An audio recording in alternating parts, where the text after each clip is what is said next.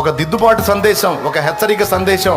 చెడుతనం విడిచిపెట్టు, సరిదిద్దుకో, పాపాన్ని మానేయ్, మారు మనసు పొందు, మెత్తబడవాకు, ప్రలోభించవాకు, లోబిగా ప్రవర్తించవాకు, కక్కుర్తి పడవాకు, దురాశకెళ్ళవాకు, దుర్యోచనలు చేయవాకు, నీచ ప్రవర్తన, రహస్య జీవితంలో నీచత్వాన్ని కలిగి ఉండవాకు, విసర్జించు అనే వార్నింగ్ నీకు వచ్చింది అంటే దాని వెనక ఆంతర్యం ఏంటో తెలుసా? దేవుడు నిన్ను బ్లెస్ చేయబోతున్నాడు, దేవుడు నిన్ను వాడుకోబోతున్నాడు, దేవుడు నిన్ను హెచ్చించబోతున్నాడు, దేవుడు నువ్వు ఊహించిన దానికంటే అధికంగా దీవించబోతున్నాడు. కాబట్టి ఆ కృపను నీవు పొందినట్లు ముందు అవరోధాలుగా ఉన్న వాటిని దేవుడు దిద్దుబాటు చేస్తాడు.